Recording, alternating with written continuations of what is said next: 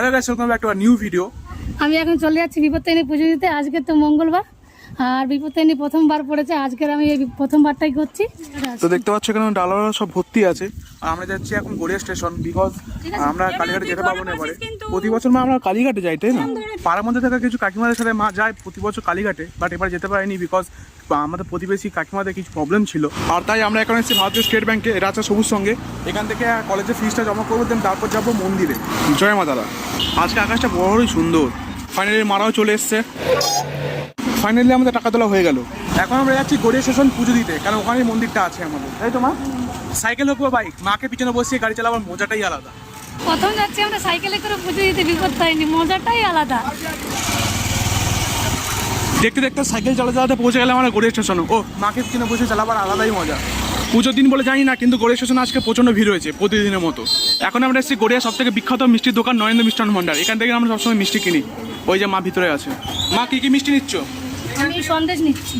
আর এটা হচ্ছে নরেন্দ্র মিষ্টান্নের সব থেকে বিখ্যাত মিষ্টি নরেন্দ্র জলভরা। ফাইনালি মিষ্টি নেওয়া হয়ে গেছে আমাদের। এ নাও মা, রোদে আলোতে মায়ের অবস্থা বেহাল। ফাইনালি প্রতিবেশী কাকিমার সাথে দেখা হয়ে গেল। আর এখানে হচ্ছে সুন্দর করে সবাইকে বসে বিপত্তারিণী পুজো। ফাইনালি কিন্তু আমরা চলে এসেছি গড়িয়া স্টেশন। এখানে কিন্তু বিপত্তারিণী পুজো হচ্ছে খুব ভালোভাবে, লোককে বসিয়ে। আর এখানে মা দাঁড়িয়ে পড়েছে লাইনে। ফাইনালি একটা বন্ধু থেকে নিলাম আলতা সিঁদুর। এনো কাকিমা, তোমার জন্য আনা আলতা সিঁদুর। পৃথিবীর কেউ ভালো তো বাসে না, এ পৃথিবী ভালো বাসিতে জানে না। ওই দেখো মা দাঁড়িয়ে আছে। ও মা, হাই করো। এটা হচ্ছে গড়িয়া স্টেশনের ডিসকাশনের পাশে থাকা একটা কালী মন্দির, যেখানে কিন্তু ভক্ত থেকে বসিয়ে মায়ের সামনে কিন্তু পুজো দেওয়া হচ্ছে। হে মা কালী, আমার টাকা জেনে চুল গজি মা গো।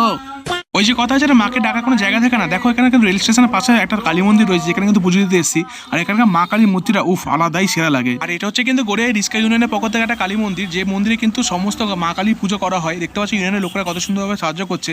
আর এখানে কিন্তু মোটামুটি প্রায় আগুন লেগে যাচ্ছিল, তাই একটা লোক কিন্তু ইউনিয়নের পক্ষ থেকে বারবার কিন্তু আগুনটা নেমাচ্ছিল। তবে যাই বলো নাই বলো, মা কালী পুজো দেওয়ার সময় যে উলুধ্বনি দেয় না ভক্তরা, সেই উলুধ্বনির যে আওয়াজ উফ আলাদাই, গায়ে কাটা দেওয়ার মতন জিনিস একটা।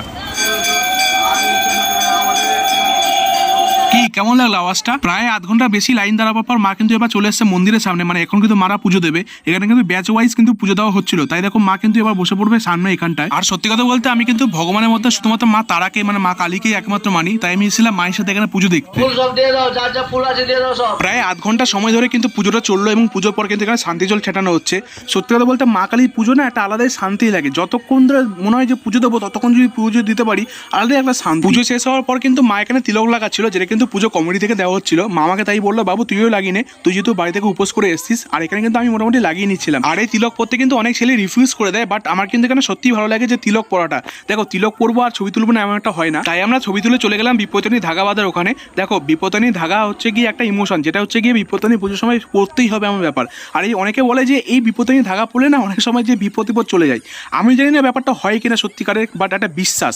এই বিশ্বাসটা মানার জন্য কিন্তু আমি একটা ধাগা পরে নিয়েছিলাম এখানে। তোমরা কিন্তু অবশ্যই কমেন্ট করে বলবে যে তোমরা কারা কারা বিপত্তারিণী পুজো দাও, বিশেষ করে ছেলেরা। তোমরা কি অবশ্যই দাও? তাহলে কিন্তু অবশ্যই কমেন্ট করে জানিও। মা কিন্তু এখানে দিচ্ছিল বিপত্তারিণী পুজো, আর তারপর কিন্তু উইশ জানালো, মানে মনে ইচ্ছাটা জানালো। দেখো ঘরের মা হচ্ছে কি এমন একজন না যে কিন্তু নিজের জন্য কিছু চায় না, চাই শুধু সংসারের পরিবারের জন্য। তাই আমি মাকে বললাম, মা চলো ওখানে চরণামৃত দিচ্ছে, ওখানে গিয়ে ওটা খাই। আর চরণামৃত খেয়ে যে মাথায় মোছার ব্যাপারটা, এটা আমি আজ পর্যন্ত এই সায়েন্সটা বুঝতে পারি। সবশেষে একটা কথা বলবো, যে সবাই বলে যে মা আছেন মা আছেন, মানে ভগবান আছেন। সত্যি বলতে আমি তার প্রমাণটা কিছুদিন ধরে পাচ্ছি না, তাই প্রতিবারের মতন চলে গেছিলাম মায়ের কাছে মায়ের ডাকে। দেখো সত্যি কথা বলতে বিপত্তারিণী পুজোর সময় যাওয়ার একটা উদ্দেশ্য ছিল যে আমার ঘরে থাকা প্রায় বিপদগুলো যেগুলো আছে সেগুলো যাতে আমি কাটিয়ে উঠতে পারি। সবশেষে উপোস কাটি কিন্তু আমি আর মা চলে গেছিলাম আপ্যায়নের দোকানে। দেখো গড়িয়া স্টেশনের বুকে আপ্যায়ন হচ্ছে এমন একটা মিষ্টির দোকান, যেখানে কিন্তু খুব সুন্দর তুলতুলে নরম নরম কিন্তু এরকম মালপোয়া পাওয়া যায়। উফ আলাদাই খেতে।